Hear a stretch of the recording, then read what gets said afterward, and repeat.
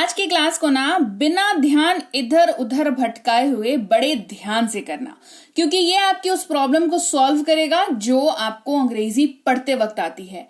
आप जानबूझ करके गलती नहीं करते हैं, लेकिन क्योंकि आपको रूल्स नहीं पता है तो आप ये गलती कर बैठते हैं। अब नहीं होगी ये गलती, निश्चिंत रहो। क्लास को शुरू करते हैं। आप देख रहे हैं संरीति इंग्लिश अकेडमी, मैं हूं प्रीति मैम। सब्सक्राइब करके बेल नोटिफिकेशन ऑन कर देना ताकि ऐसी ही क्लासेस जब भी आए आपको पता लग जाए और आप आके क्लासेस को अटेंड कर पाए। क्लास को शुरू करते हैं और सबसे पहले रूल की बात करते हैं जो थोड़ा सा दिमाग हिलाने वाली है। ये रूल है सी के बारे में कि सी का उच्चारण जो है वो स या एस के तौर पर कब होता है, जो कह लीजिए। क्योंकि हमने तो पढ़ा है सी से क्लास की स्पेलिंग, तो क की क का उच्चारण हो रहा है। हमने पढ़ा है केबल, तो क का उच्चारण हो रहा है। केबल की स्पेलिंग भी सी से चालू होती है, लेकिन हमने तो क पढ़ा है। लेकिन सी का उच्चारण यहां पर मैं कह रही हूं कि एस के जैसा करना है, यानी कि स के जैसा करना है। तो क्यों भाई, क्यों?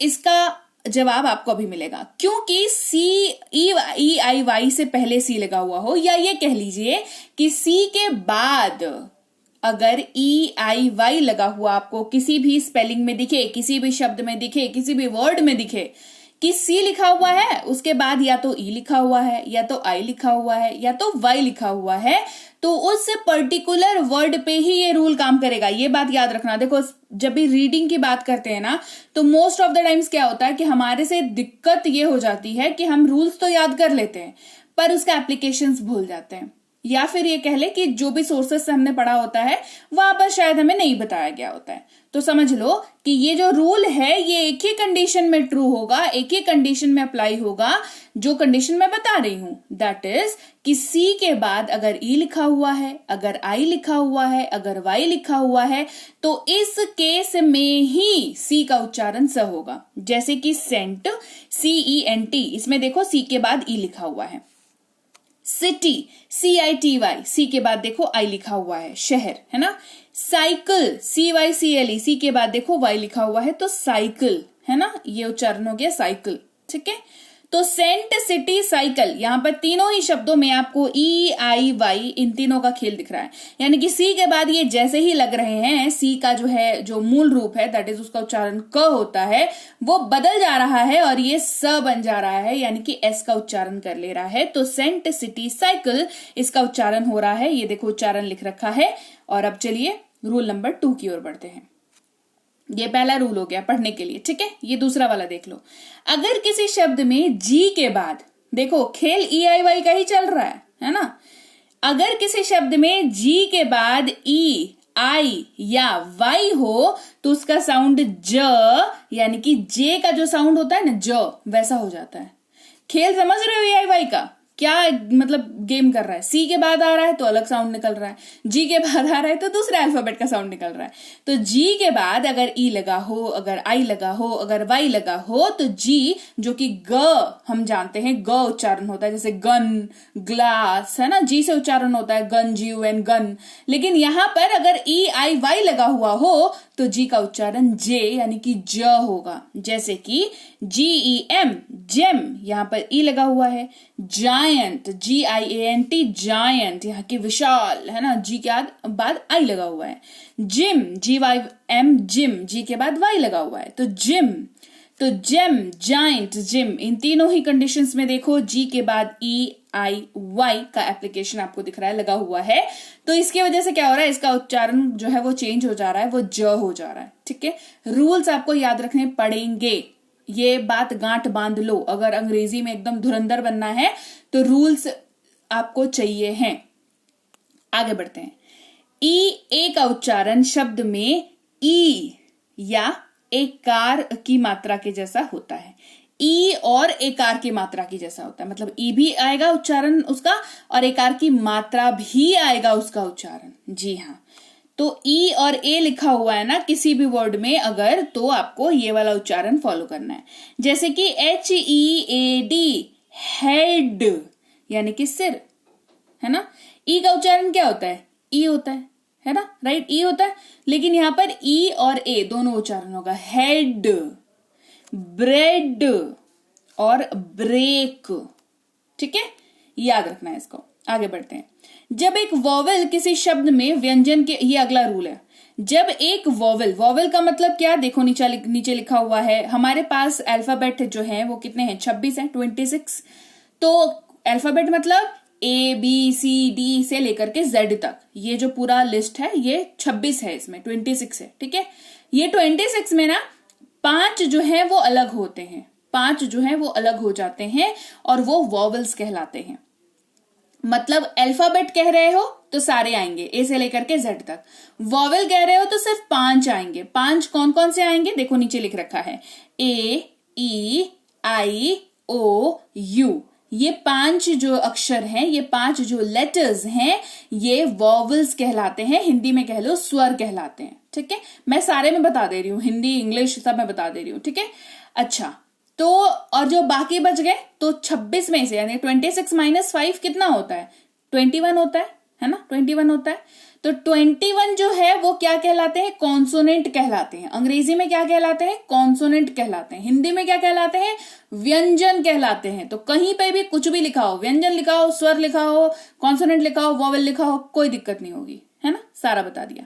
तो यानी कि वॉवेल किसी शब्द में, वॉवेल यानी कि स्वर, राइट, किसी शब्द में व्यंजन के बाद हो, व्यंजन यानी कि कॉन्सोनेंट के बाद हो, तो वॉवेल का साउंड लंबा होता है ना, जैसे ज्यादा देर तक आप बोलते हो उस वॉवेल को, राइट। वॉवेल की लिस्ट देख लो नीचे, AEIOU। तो एक वॉवेल जब किसी शब्द में व्यंजन के बाद हो, यानी कि वॉवेल जो है वो कॉन्सोनेंट के बाद हो, मतलब ये है हमारा। तो G और O, इसको हम लोग पढ़ते हैं गो, क्या पढ़ते हैं, गो। देखो ग कितनी देर के लिए बोला और O कितनी देर के लिए बोला, G कितने देर के लिए बोला और O कितने देर के लिए बोला, गो, G खत्म हो गया, O पे हम लोग टिक गए, है ना। तो G क्या है, G क्या इस लिस्ट का हिस्सा है, जवाब है नहीं। तो G क्या है, कॉन्सोनेंट है हमारा, व्यंजन है। और ये व्यंजन है, उसके बाद क्या लगा हुआ है, O लगा हुआ है। तो O इस लिस्ट का हिस्सा है, जी हाँ। O क्या है, वॉवेल है। तो यहां पर इसका उच्चारण क्या होगा, लंबा उच्चारण होगा। तो हमने कहा गो यानी कि जाना।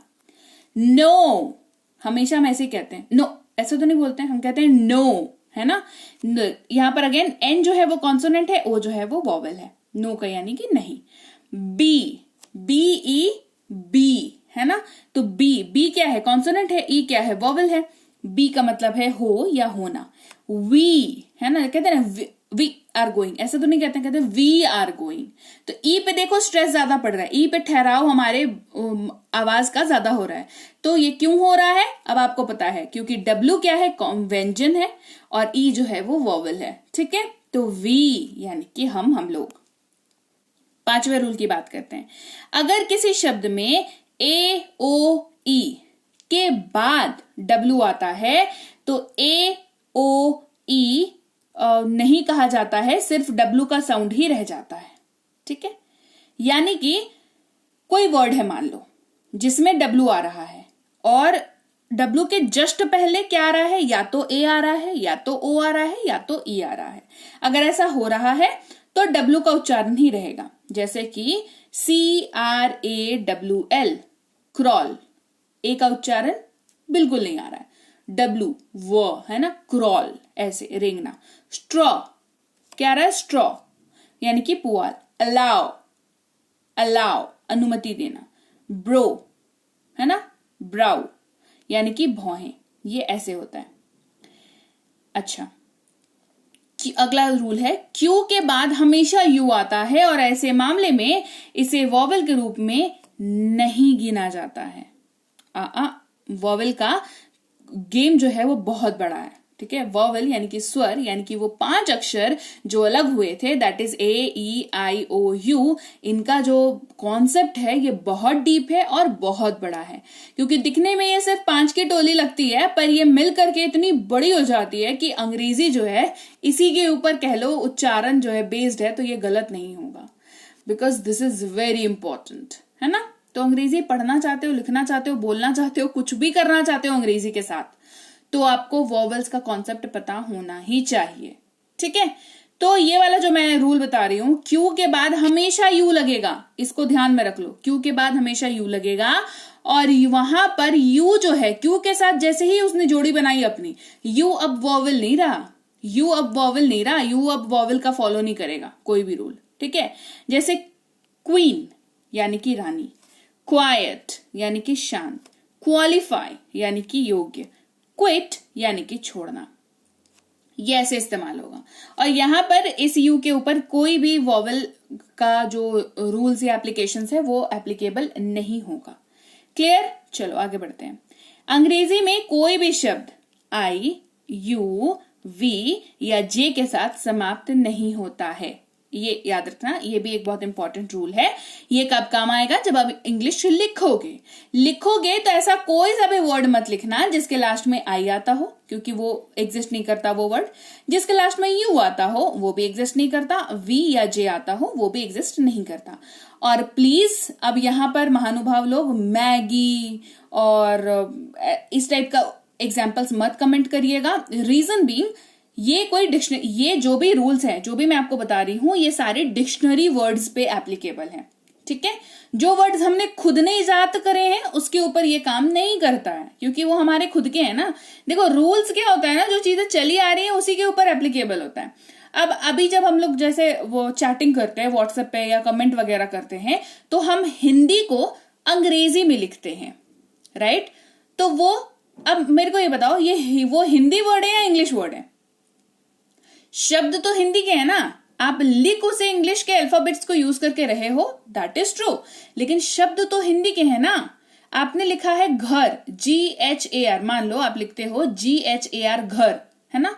तो घर जो है वो हिंदी वर्ड है, इंग्लिश वर्ड नहीं है। Getting my point?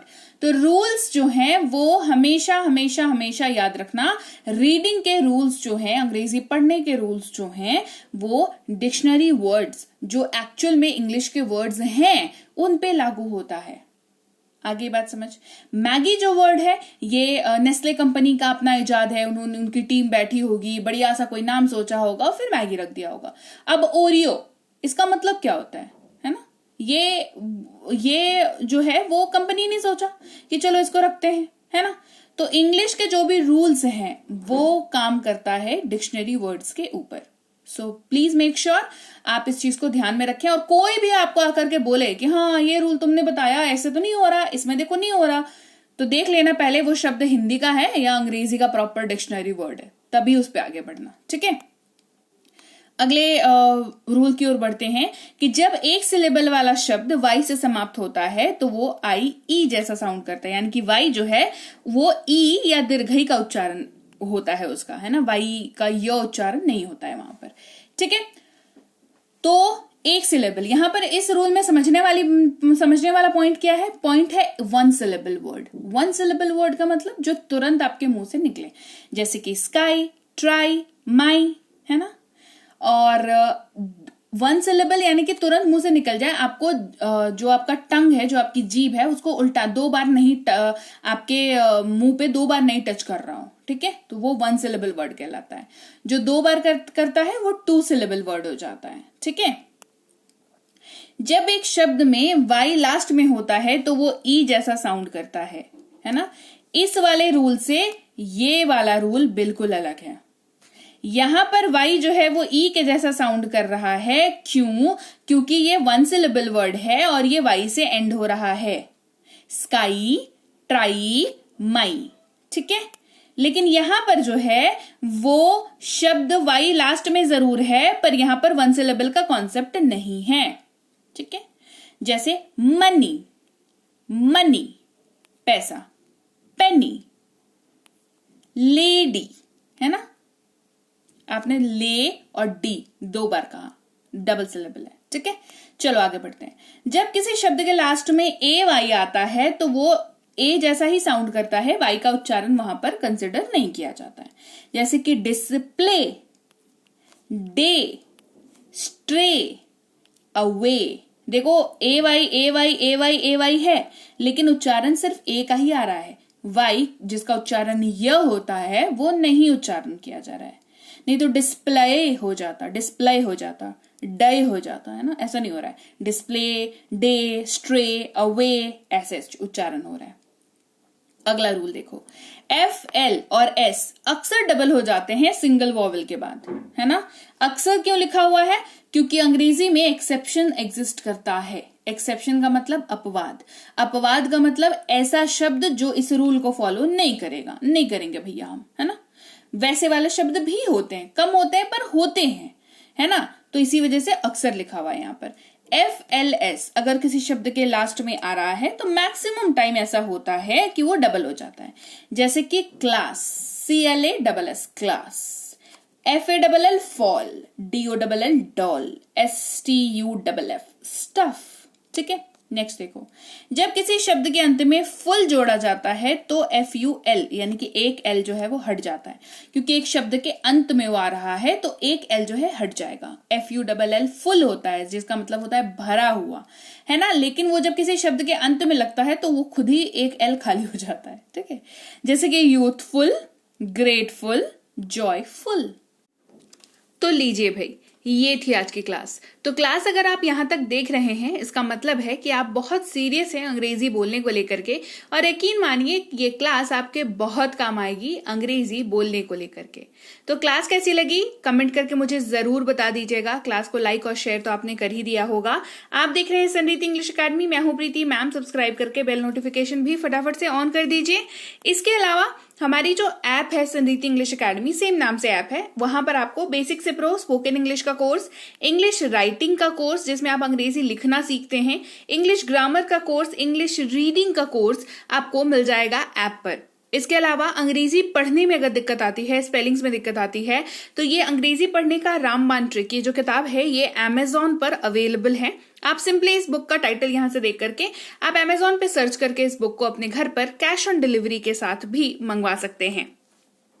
इसके अलावा अगर आपको ई बुक्स की जरूरत है, तो चाहे वो वर्ड मीनिंग की ई बुक हो, टेंसेस की हो, आपके स्पोकन इंग्लिश की हो, ग्रामर की हो, या मिनी स्पोकन इंग्लिश स्ट्रक्चर्स की हो, जो कि क्विक रिवीजन का आपको मौका देती है, क्विक समझने का आपको मौका देती है, ये सारी की सारी ई बुक्स जो है हमारी ऐप पर अवेलेबल है। ऐप में जाकर के आप इनको इजीली वहां पर ले सकते हैं। इसके अलावा हमारी क्लास, हमारी पेड क्लास या किसी भी तरीके की अंग्रेजी को लेकर के समस्या अगर आपको आ रही है तो इस नंबर पर व्हाट्सएप मैसेज करके आप हमारे साथ संपर्क कर सकते हैं, हमारे ग्रुप में जुड़ सकते हैं। और इस किताब को मंगवाने के लिए भी आप सिंपली इस नंबर पर व्हाट्सएप मैसेज करके भी इस किताब को अपने पास मंगवा सकते हैं। और हमारा ऐप कुछ ऐसा दिखता है गूगल प्ले स्टोर पर, वहां पे आपको यहाँ पर इंस्टॉल कर लेना है ऐप को अपने मोबाइल पर। इसके अलावा व्हाट्सएप का ग्रुप हमारा जरूर ज्वाइन करके रखें, रोज की फ्री क्लासेस आपको मिल जाती हैं। टेलीग्राम का चैनल हमारा जरूर ज्वाइन करके रखें, वहां पर भी आपको क्लासेस मिल जाती हैं, कुछ इंपॉर्टेंट अनाउंसमेंट होता है वो भी आपको पता चल जाता है, और ऐसे आप जो है अंग्रेजी के संपर्क में बने रहते हैं। तो thank you so much for watching आज की क्लास को। मैं आपसे मिलूंगी आपकी अगली क्लास में। Till then thank you so much for watching. Stay tuned to Sanriti English.